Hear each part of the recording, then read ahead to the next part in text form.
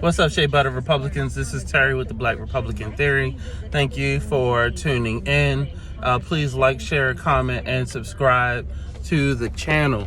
So last night was pretty historic in that it was the first primary election here in the state of Maryland since, the international crisis, we'll put it that way, that happened 2 years ago. I don't want to say the actual words because that might lead to the channel being flagged. But it was the first primary election. You have record low turnout. I know that the average turnout over like the past 10 years was about 30% in every county for both Democrats and Republicans.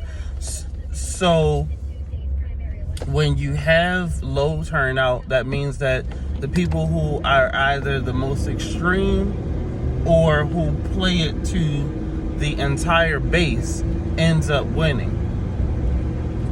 On the Democratic side, the race is too close to call for governor.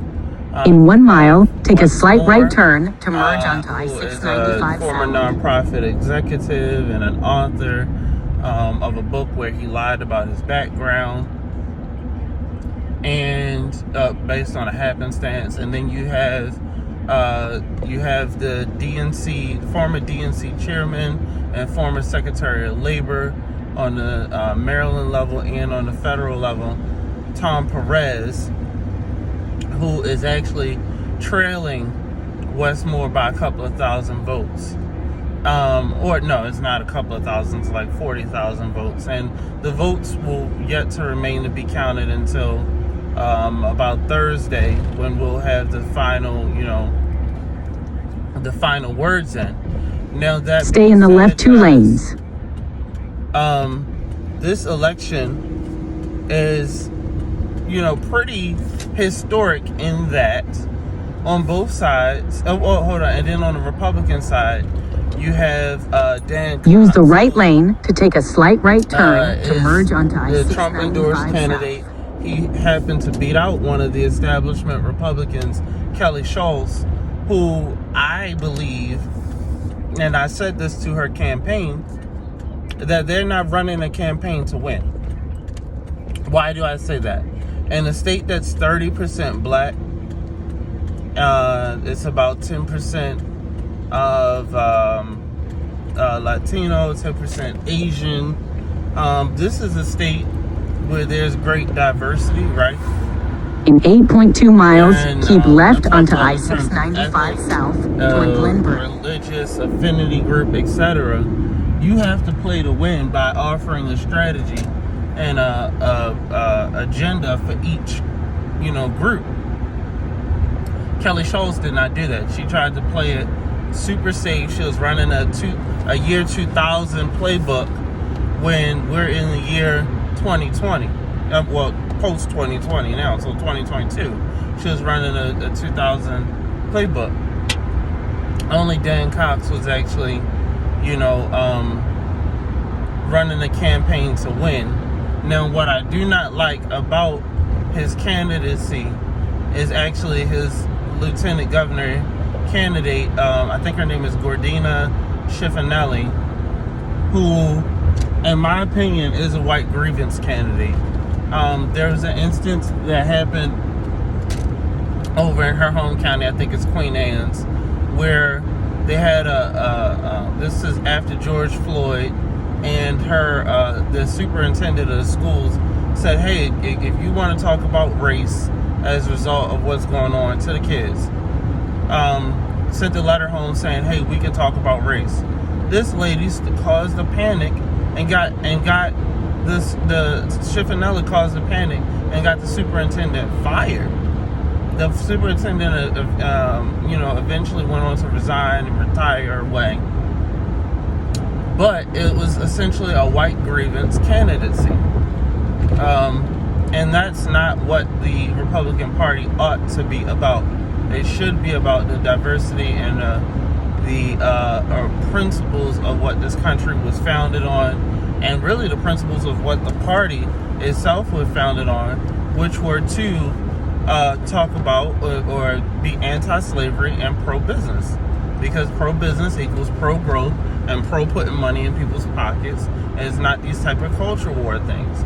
Now, if Dan Cox wants to win, he's really going to have to put forward a really good strategy on a ground game. He's going to have to play up the counties, and he's going to have to move to the center a little bit. Now that he's won the primary election, he's going to have to move to the center to win independents and conservative Democrats. It's just the name of the game here in Maryland, where Biden had beat Trump by 60 points. So that's just the thing. And Maryland is a purple state. It's a purple state, but it depends on who is that Democratic candidate. I truly think that they're, it is, what's done is done, but let's just say, come the general election, we're going to need some other options, even writing in candidates. Now, let's go to another topic. Biden apparently is going to declare a national climate emergency. And this will activate FEMA to be able to, assist the states in various ways. Now, right now, we have a national, international heat wave that's happening. I would say even heat emergency. Being someone who has a business focused on environmental education, guys, this is not a joke. There is climate change is real, and we cannot deny that. What we do have to do is create some type of solution, I think, based on the private sector. I mean, you got guys out here starting car companies, focused on lithium batteries and stuff. I think that's a good idea, but we need to have government incentives, tax breaks to make it more affordable, and probably even subsidizing a little bit, make it even more affordable to purchase, vehicles and equipment for the private sector to promote change as well, not just individuals on their own dime. And that's not advocating socialism, that's advocating a private market solution, because you're going to have the best dollar. I work in and know a lot about the government contracting space, right? The government does not just allow any contractor to win. They have to be, compete out and... In 2 miles, keep left onto I-695 south and that's what's toward going to have to Glenburn. happen here. Now, yes, there's a national climate emergency. Actually, I was reading that in some parts of the world, I think this is over in Europe, the ground or land temperature was about 130 something. That is ridiculous. And out west, there's actually a water emergency over, I think it's Lake Mead and all these other places. There's a water emergency, which is going to come down to the states really setting up a solution.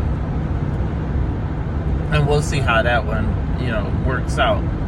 They're gonna have to come up with a solution with the Native American tribes that are out there who have water rights as well. I'll be interested to see how that all plays out. So, to recap, there was the Maryland primary, record low turnout. We had, it's kind of... Use the left 3 lanes to keep left greater onto issues that are I-695 going on south within toward this country, Glenburn. where you don't have people enthused about the candidates on the Maryland side, and particularly in Baltimore City. This is the first time you had school board candidates that you could elect, 2 of them. Keep left. And, you know, again, I was advocating for Michael. In 2.7 miles, take exit Karen 7A Roosevelt. onto Maryland Route 295 South and I Washington won't know Parkway the South results until toward Washington. Thursday. And then also,